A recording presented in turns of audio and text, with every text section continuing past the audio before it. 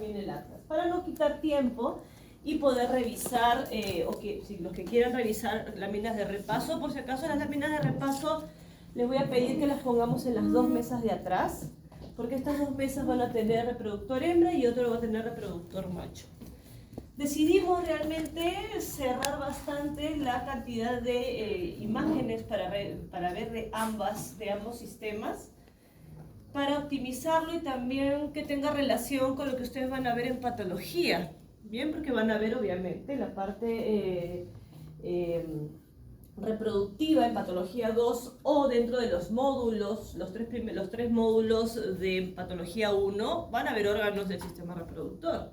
Sí, van a ver próstata, van a ver, bueno, nosotros glándula mamaria lo hemos visto en otro contexto, van a ver útero, van a ver ovario en algún momento, entonces es importante que los testículos también, o cuando revisen o hagan sus casos clínicos en patología 2 con las necropsias, ¿no?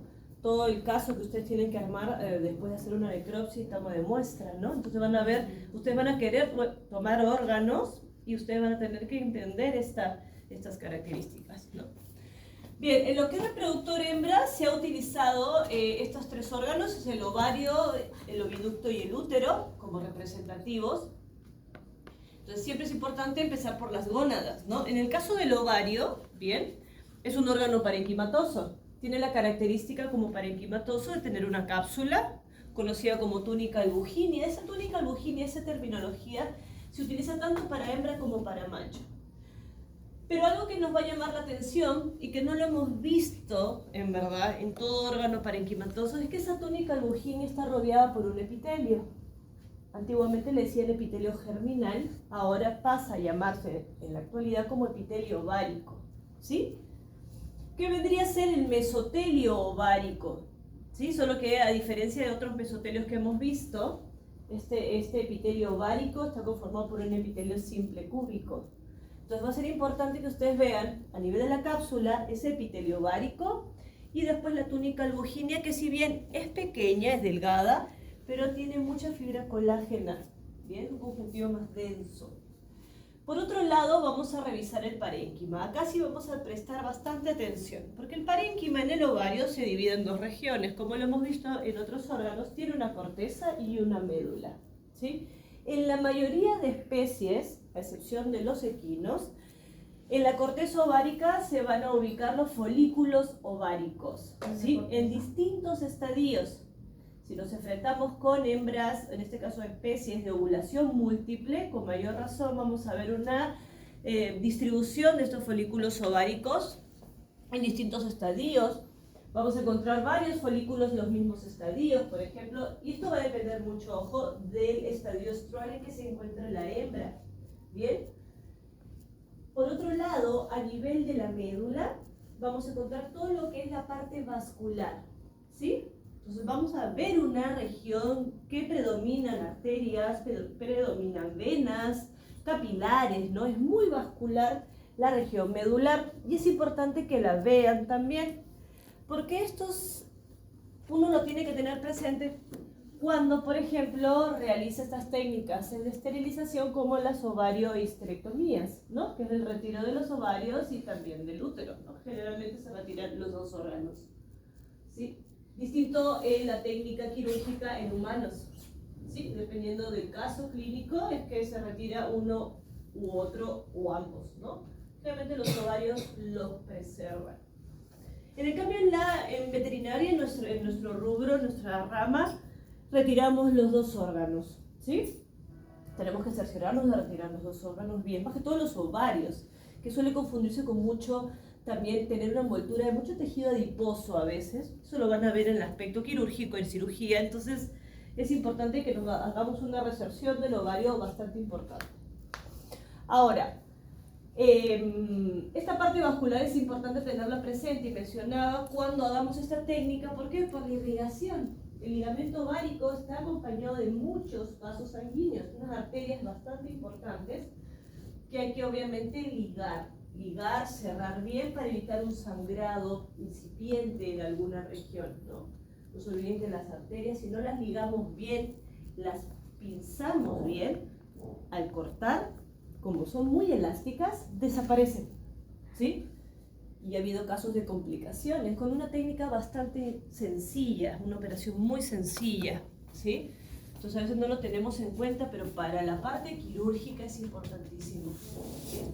Ahora, yo les mencioné que en la mayoría de especies, pero ¿qué pasa en los equinos? Acá viene un detalle interesante. Lamentablemente no tengo un ovario de equino, espero en algún momento sí tenerlo. Estoy esperando a uno de sus batallitos.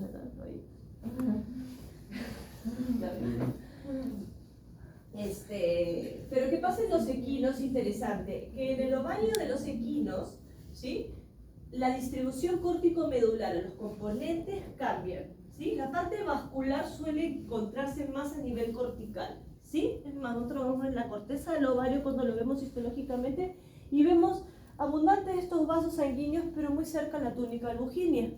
Por otro lado, vamos a ver los folículos ováricos. Ahí no vamos a ver distintos estadios de maduración. No se olviden que los equinos no son de ovulación múltiple, pero sí vamos a ver una distribución de los folículos ováricos, ¿sí? Por ahí más los primordiales que se encuentran a nivel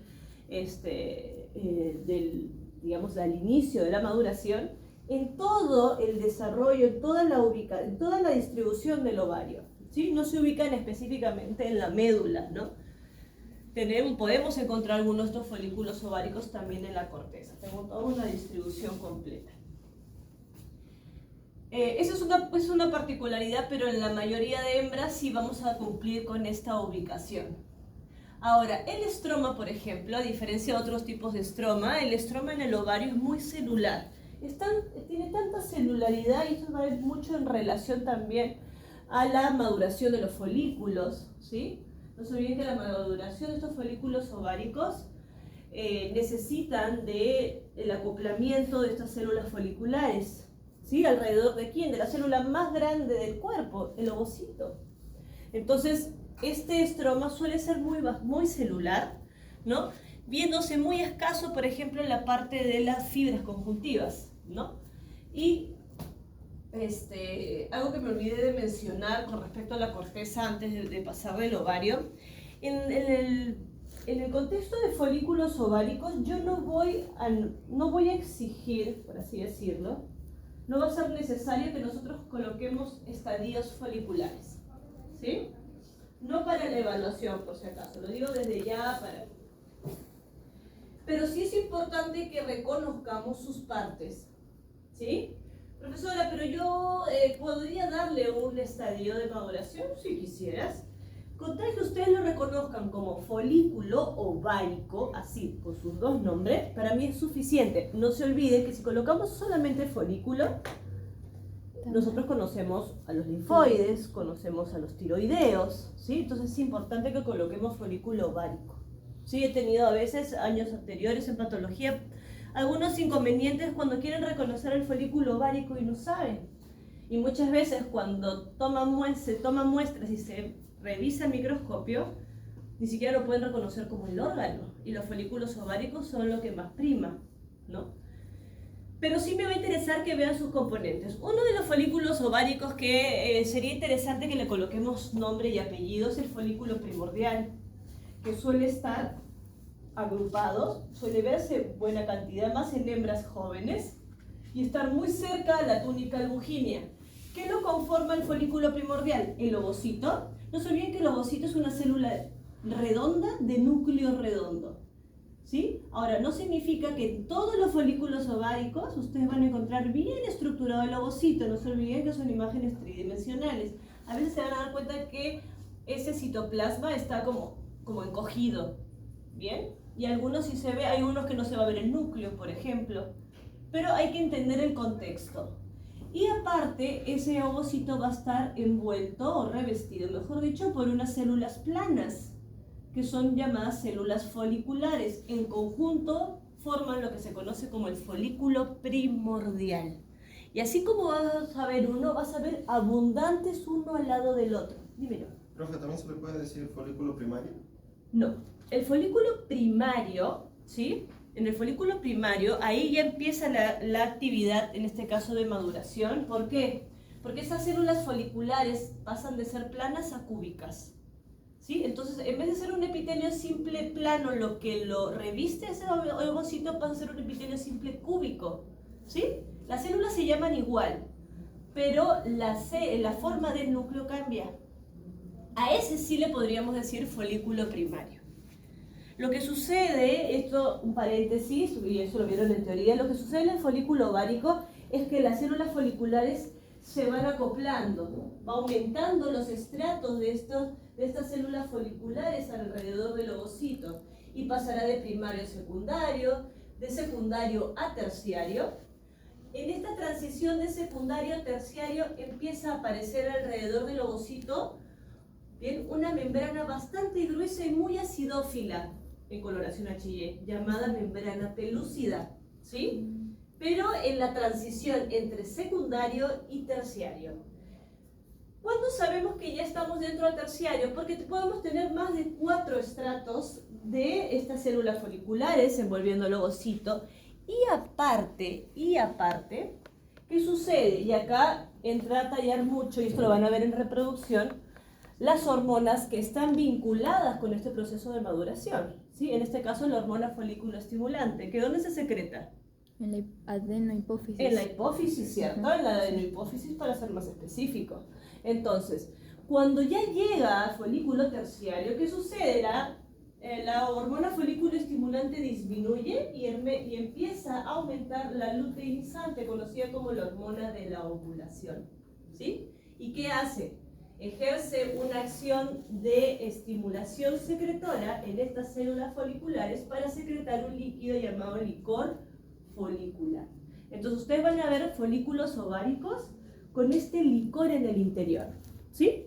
Entonces este líquido folicular te está diciendo ya que el folículo ovárico está en el estadio terciario. No estamos hablando de maduro, por si acaso, ¿sí?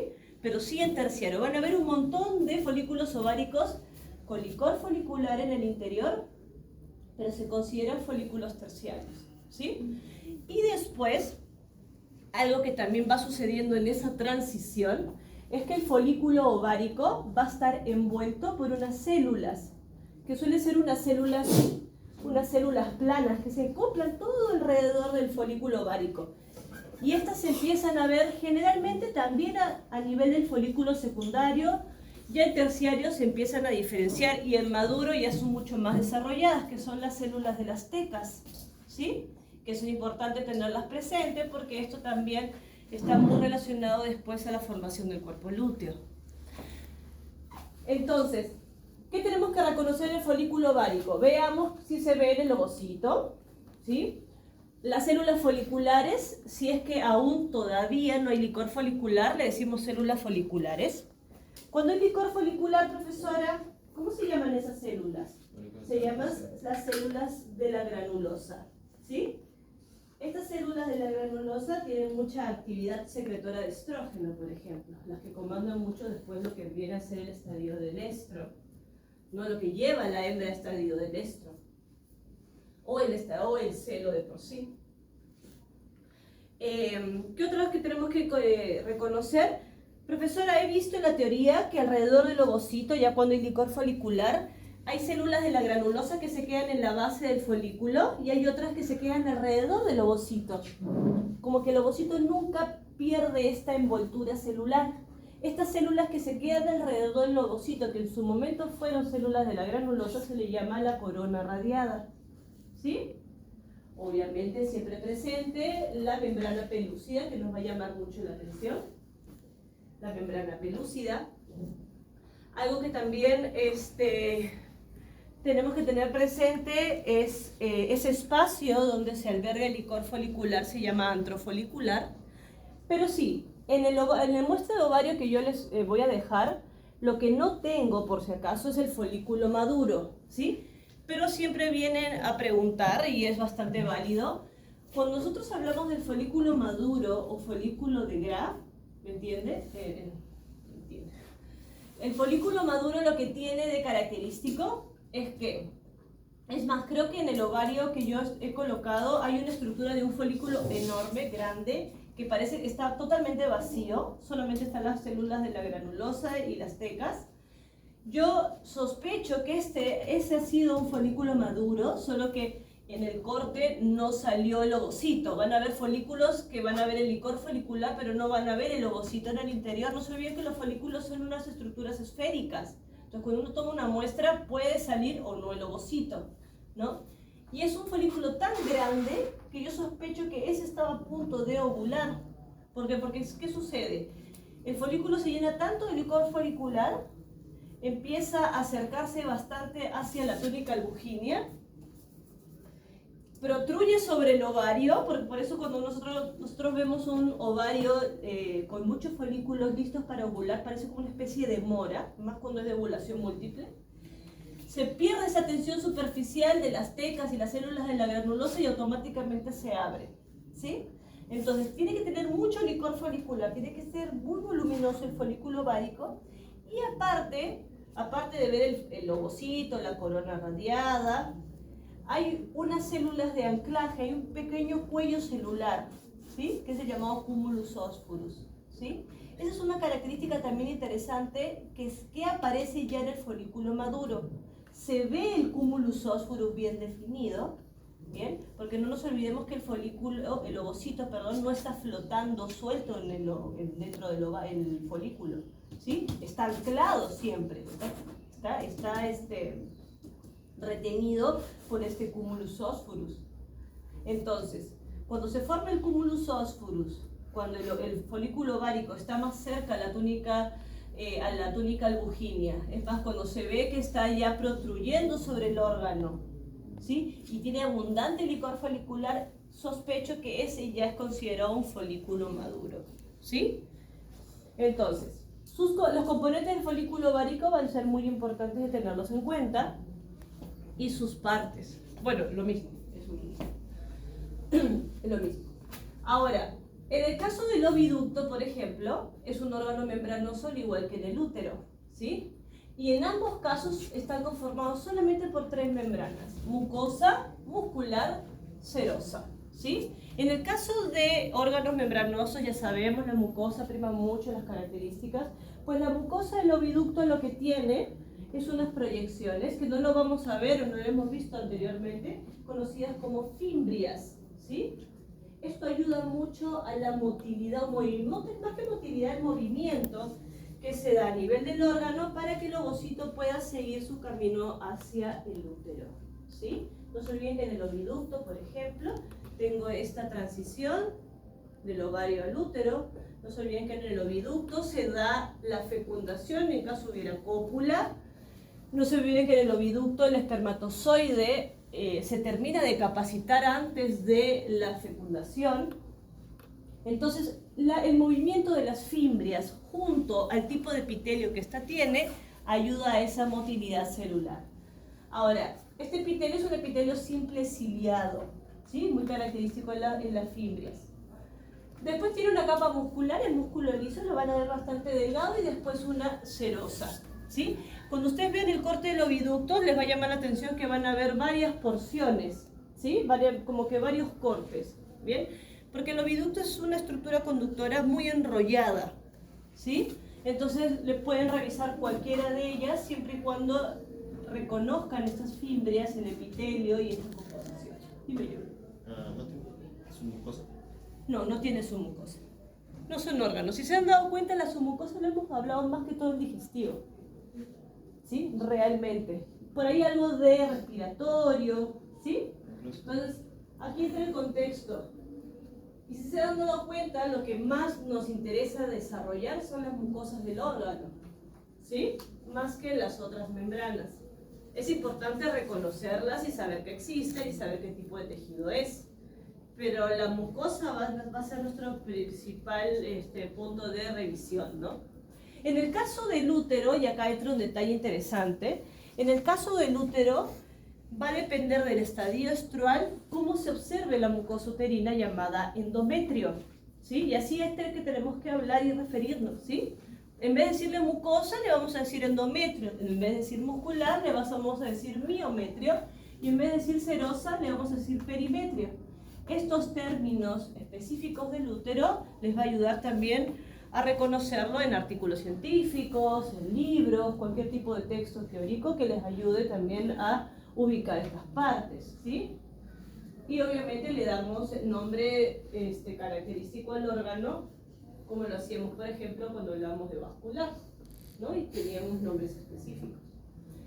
La mucosa endometrial, ¿sí? O el endometrio del útero, tiene la característica de variar de acuerdo al ciclo menstrual. No se olviden que es uno de los órganos, al igual también que la glándula mamaria, que se modifica dentro del ciclo menstrual, ¿no? Si la hembra está llegando al estrocelo, si la hembra pasó al proceso, al periodo de ovulación, si la hembra va a recibir, por ejemplo, un ovocito fecundado, la preparación para la implantación.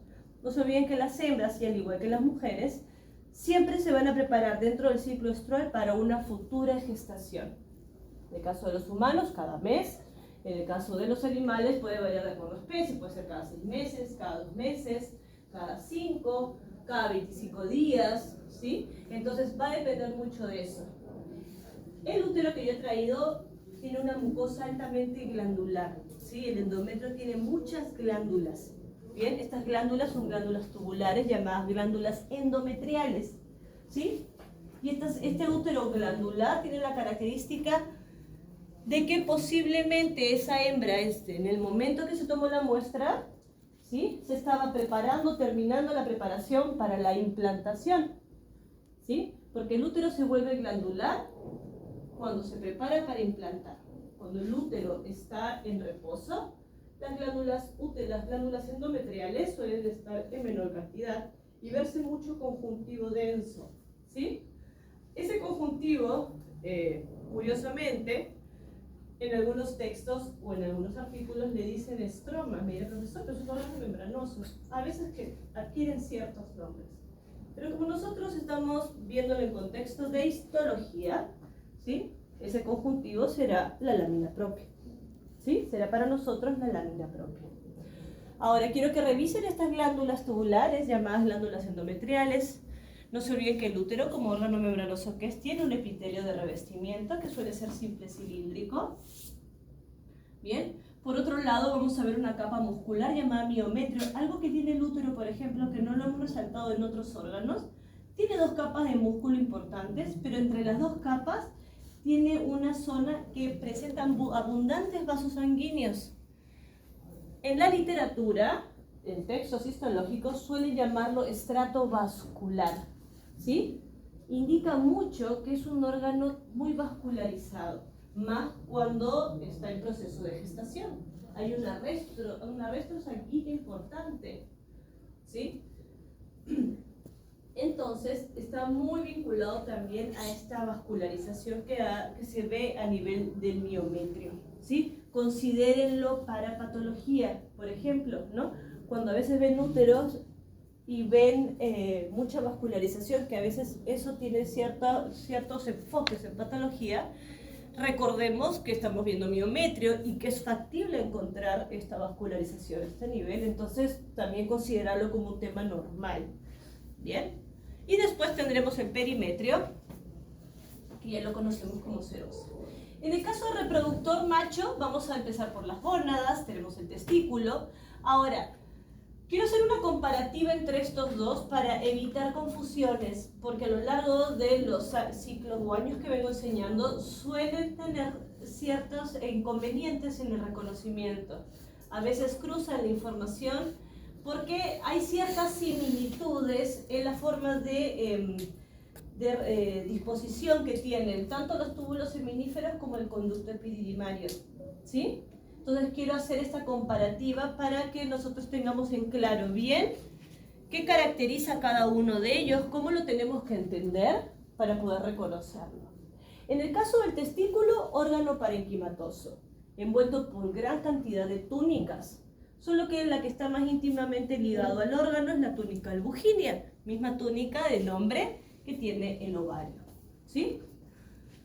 Ahora, revisemos la túnica albuginea, es muy fibrosa. ¿Qué significa? Tiene mucha fibra colágena, ¿sí? Es un conjuntivo denso a este nivel, pero solo tiene conjuntivo, ¿ok? Ahora, en el parénquima testicular viene el detalle, ¿sí?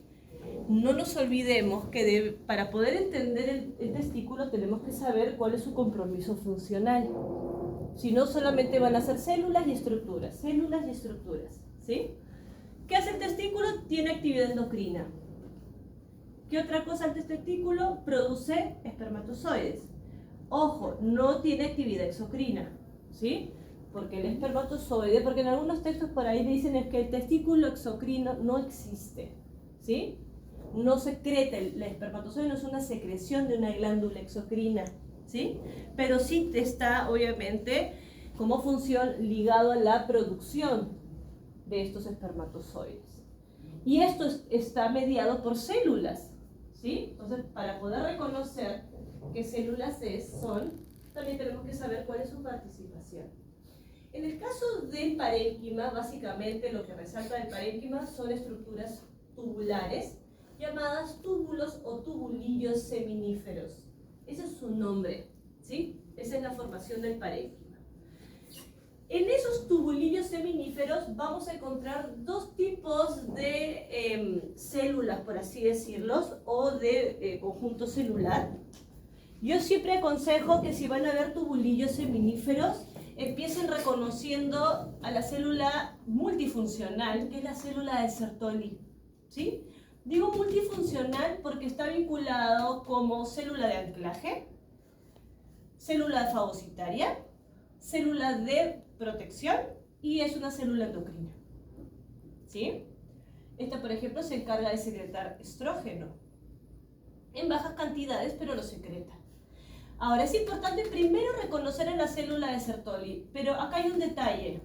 No van a reconocer a toda la célula, lo que realmente van a ver son los núcleos de la célula, ¿sí? Entonces, lo que ustedes van a delimitar es, profesor, ¿esta es la célula de Sertoli? No, ese es el núcleo de la célula de Sertoli, que si se les va a llamar la atención, que va a ser un poco más grande que las células del epitelio germinal, porque lo que se ve básicamente es la membrana nuclear y el nucleolo en el interior, ¿sí?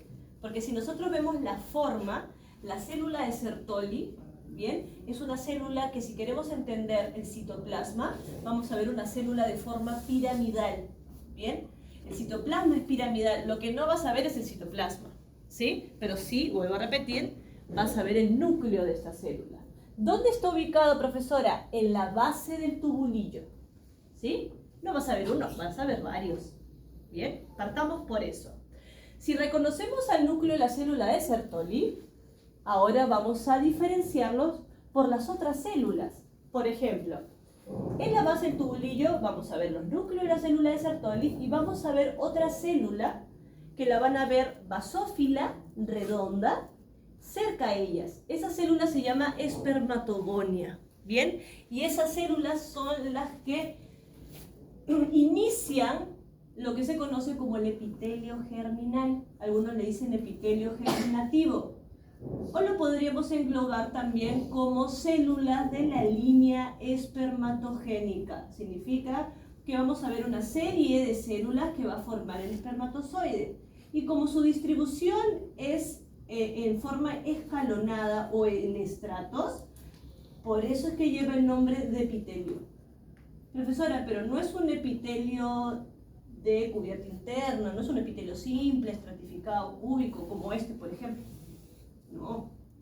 Pero su nombre pasa a epitelio por el escalonamiento que tienen las células para el proceso de maduración, para el proceso de formación del espermatozoide. ¿Quién está en el epitelio germinal? Espermatogonias, espermatocito primario secundario, dos estadios de espermátides y después ya liberado en la luz al espermatozoide, ¿sí?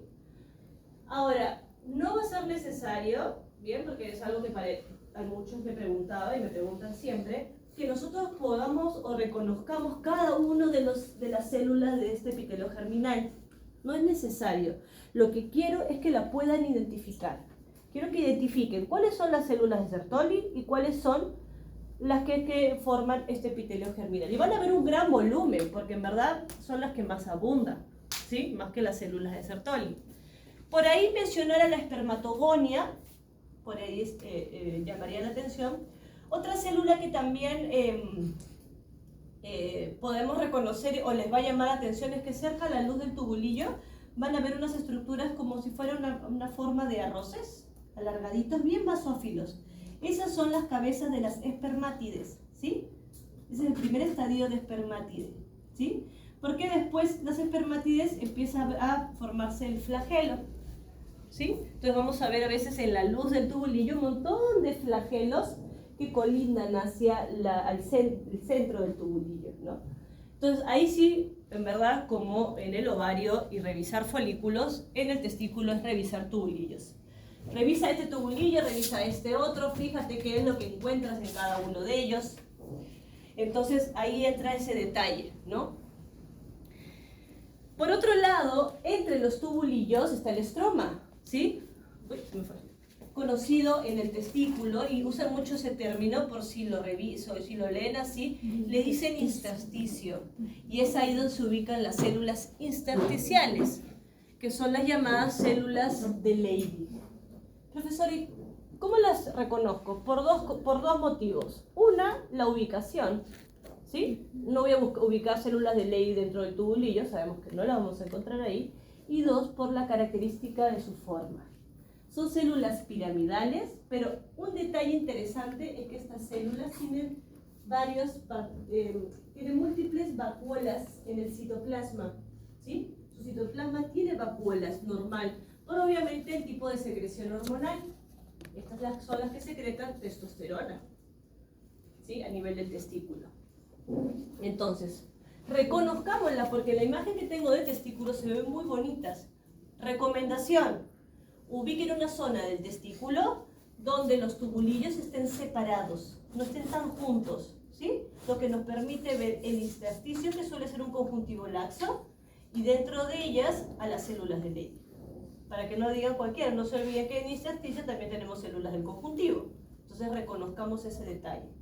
¿Bien? Y esto a futuro les va a ayudar bastante cuando hablen de neoplasias en el testículo. ¿Por qué, profesora? Porque hay neoplasias de estas células, hay neoplasias de estas células y hay neoplasias de estas células.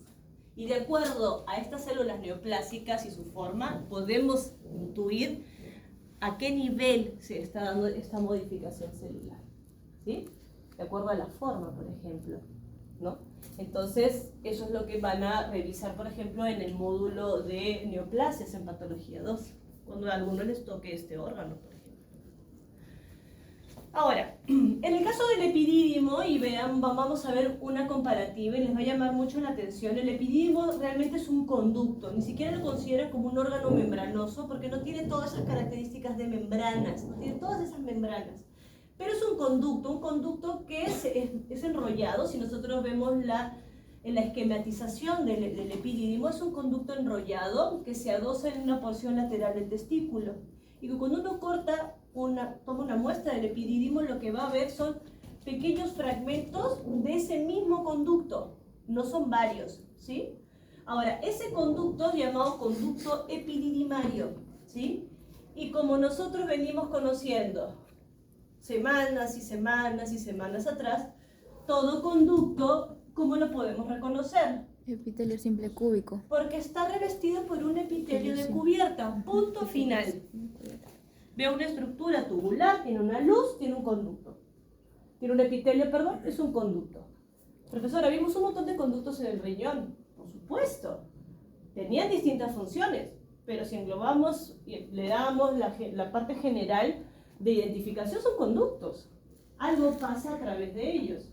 Los conductos de la porción conductora de las glándulas exocrinas, por ejemplo, ¿sí? Intercalares, interlobulares, los estriados, todos son conductos. Pues el epidídimo también es un conducto, lo que significa que tiene un epitelio de revestimiento. ¿Cuál es el epitelio? Epitelio pseudoestratificado con estereocilios. El estereocilio es un cilio más largo del que comúnmente hemos visto anteriormente, por ejemplo, en la mucosa traqueal o en las fimbrias, que es lo que van a ver, ¿sí? Y eso es lo que ustedes tienen que identificar. Van a ver una región apical, una región basal, van a ver los cilios. Entonces, lo voy a poder confundir con un tubulillo seminífero. No deberías, no debería, siempre y cuando recuerdes esto, ¿sí? Recuerden el nombre, ¿sí? Recuerden el nombre, recuerden el órgano, recuerden el epitelio, recuerden las otras células, ¿bien? Acá hago mucho énfasis porque suelen confundirlo.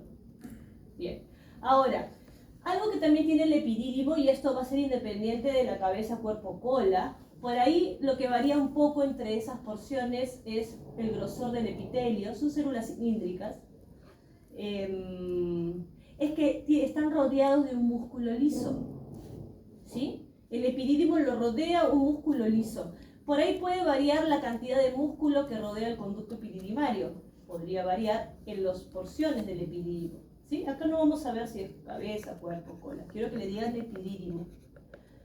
Lo que en el tubulillo seminífero, y me faltó agregar un poquito acá, lo tienen otras glándulas exocrinas, tiene unas células planas por fuera del tubulillo seminífero, que son células mioepiteliales, ¿sí? Y los tienen las glándulas exocrinas por un proceso de contracción de la glándula o la unidad glandular para liberar la secreción. Bien, en el cambio en el conducto epididimario no tiene, lo que tiene es músculo, él sí tiene músculo liso, ¿sí? Y ahora ustedes van a ver varias porciones de este conducto epididimario y van a ver un conjuntivo laxo alrededor de ellos, entre ellos, mejor dicho. Eso realmente es considerado una serosa, ¿sí? Lo que ustedes van a verlo como intersticio en el testículo y en el conducto epididimario, ese conducto que se enrolla está envuelto en la parte externa por una serosa, ¿sí? Siempre termina el túbulo, en este caso el conducto u órgano tubular, por un conjuntivo alrededor, ¿sí? Y este se le llama serosa, ¿ok? Revísenlo para que ustedes tengan diferencia. Y vamos a la parte conductora. Tenemos el conducto deferente, ¿sí? En el conducto deferente vamos a ver tres capas, al igual que veíamos en el reproductor hembra: mucosa, muscular, serosa, ¿sí? Característico mucho la mucosa, se mantienen aún los cilios a nivel del epitelio de la mucosa. Por ahí si podemos ver por ahí un poco de la lámina propia, lo que prima mucho en el conducto deferente es la cantidad de músculo. Y justo el conducto deferente que tengo es de un bovino, entonces se va a imaginar la cantidad de músculo. Pero muy independiente de la especie, realmente resalta mucho la capa muscular, ¿sí? Y después tendríamos la serosa, ¿ok? En el caso del órgano copulador o pene, vamos a ver dos partes, ¿sí? Volvemos a revisar a la uretra. Claro, profesora, no se olviden que en el macho, por ejemplo, la uretra es también la unidad conductora de la parte de todo lo que es el contenido de los espermatozoides, junto con la secreción de las glándulas anexas, ¿sí? Entonces, todo ese producto pasa a través de la luz de la uretra. Entonces, tenemos que entrar en contexto de mencionarla, ¿bien? Y cuando ustedes vean este órgano copulador, tiene la característica, por ejemplo, y acá sí no podemos decir esto prima para todas las especies, no hemos dado cuenta, ustedes se han dado cuenta por anatomía, que la anatomía reproductora en varias especies difiere: forma, composición y parte funcional. Si nos vamos a los bovinos y nos vamos a los porcinos, tienen un pene fibroelástico. Acá entra a tallar, por ejemplo, la presencia de cartílago fibroso, ¿sí? En el caso del equino es más cavernoso, es muy muscular, es cavernoso vascular, ¿sí? Que sucede también en los humanos, que es justo el órgano que yo les voy a mostrar. Es un pene cavernoso, ¿sí? ¿Qué pasa eso? Entonces, va a depender mucho de la especie. Profesora, si nos vamos a los caninos, recuerdo los penis, por ejemplo, que de acuerdo a la porción podemos encontrar parte ósea. Entonces, es muy importante que nosotros no podamos englobar esta lámina que veamos y decir, así se ve en todos. No. Acá vamos a ver un pene más cavernoso. Ya es acá donde vamos a acentuar mucho los cuerpos cavernosos, ¿sí? Que no son los cuerpos esponjosos de la uretra, por si acaso, ¿sí? Pero vamos a partir viendo la uretra, ¿sí? Van a revisar el órgano y vamos a ver la uretra. Van a ver la luz de esa uretra, van a reconocer la mucosa de la uretra. ¿Ustedes reconocen mucosa de la uretra? Claro, profesora. Tenemos que revisar el epitelio. ¿Será un urotelio? ¿Ustedes qué dicen? ¿Será un urotelio el epitelio de esta uretra peneana? Sí. ¿Se verá como un urotelio? Recuerda que vivimos en el urinario y les dije que mientras más nos alejábamos de la vejiga, ese urotelio iba desapareciendo, ¿sí? Y ahí vamos a encontrar, por ejemplo, un epitelio estratificado más cúbico, pero ya no van a haber células paraguas. ¿Se acuerdan de las células paraguas? Siempre que las veamos podemos considerarlo como un urotelio, ¿sí? Ahora, y por fuera de esta mucosa está la lámina propia submucosa. Un detalle interesante en esta lámina que he traído de uretra peniana, o de pene en general, es que los cuerpos esponjosos se ven bien dilatados, o sea, una luz amplia, y en algunos casos tienen bastantes eritrocitos, ¿sí? Justo en esa toma de muestra, pues, había una ingurgitación de sangre a ese nivel y se ve en esa característica. Bien, entonces, fácil de reconocer por la proximidad hacia la mucosa uretral, ¿sí? Por fuera ya, en la parte externa de la uretra peniana y rodeándolo como una forma de medialuna o forma de herradura tiene. Ojo, no es un término adecuado decir herradura en su descripción. ¿Sí? Vamos a ver un montón de vénulas, gran agrupaciones de vénulas. Ustedes van a ver como una estructura tubular que tiene una luz medio irregular. ¿Bien?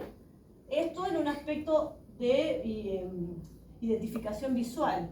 Se acercan, son vénulas, ustedes reconocen a las vénulas, pues esas vénulas conforman los cuerpos cavernosos, ¿sí? Y eso ya estamos viendo al pene de por sí, todo el cuerpo, ¿está bien?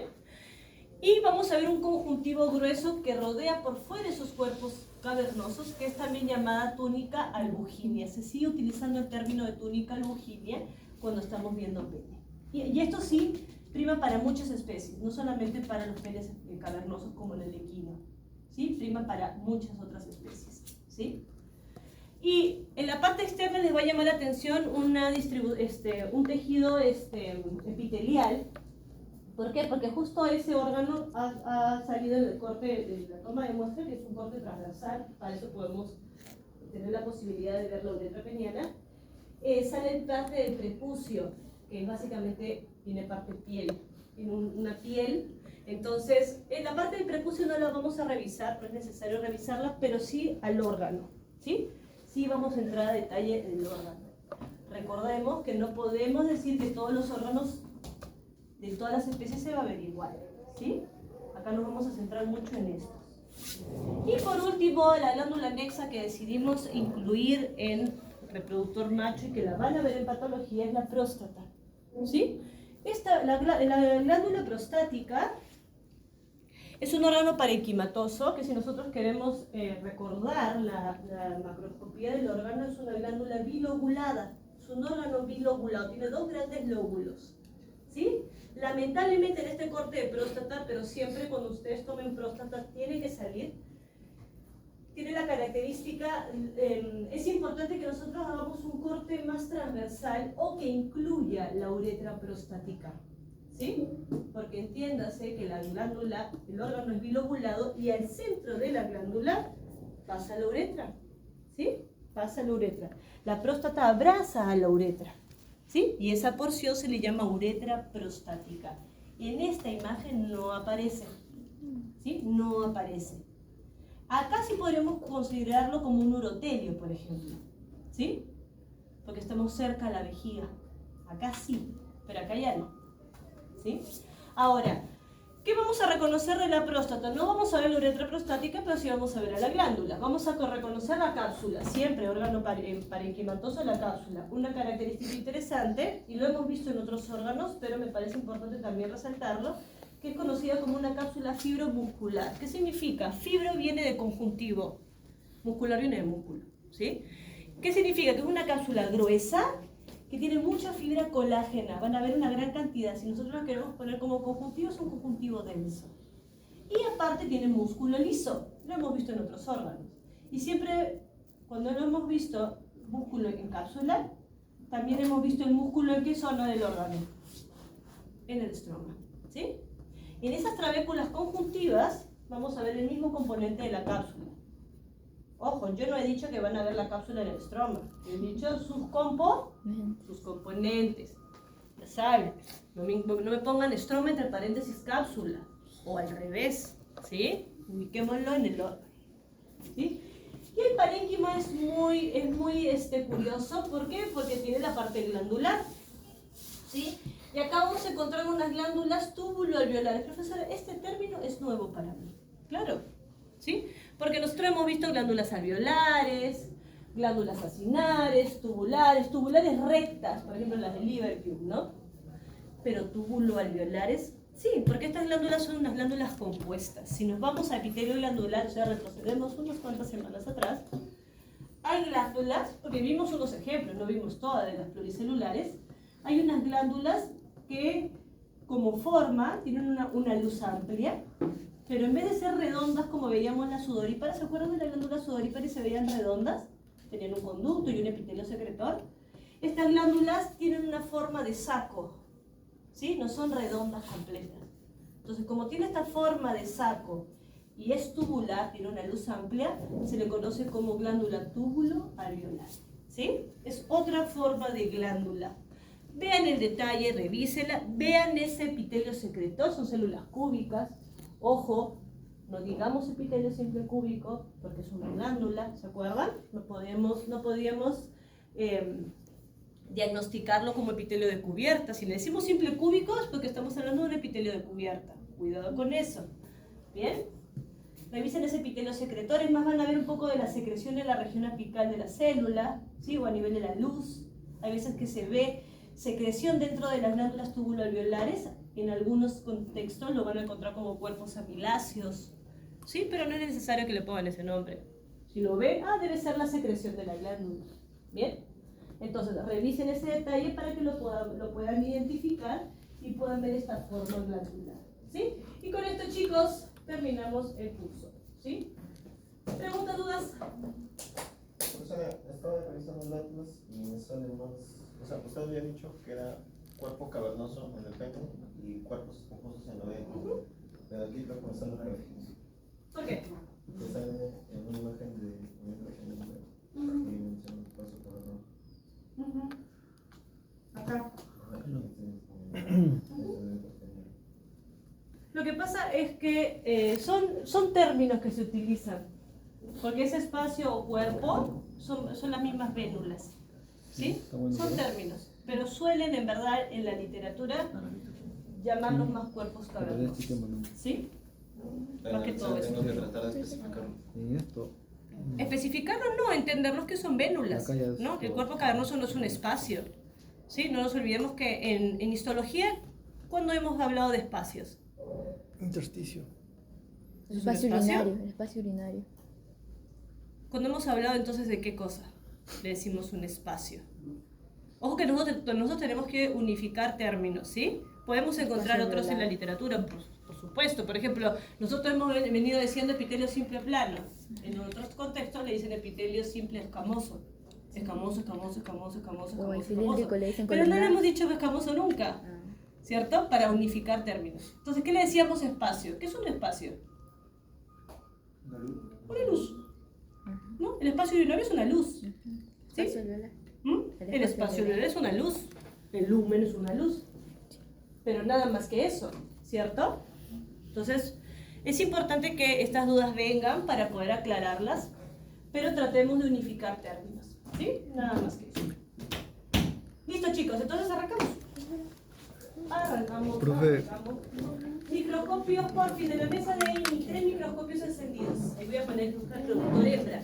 Y acá voy a poner 5 láminas. Una consulta. Sí. El epitelio pseudoestratificado con estereocilios es lo mismo que cilíndrico estratificado, pero así sale aquí en el... No entiendo cuál. ¿Acá? Ajá, el pseudoestratificado con estereocilios es lo mismo que el cilíndrico pseudoestratificado con estereocilios. Sí, es el orden de las palabras. Pero ahí no dice cilíndrico. Acá no. Ajá. ¿Quieres que te resuelva el examen también? Pasa.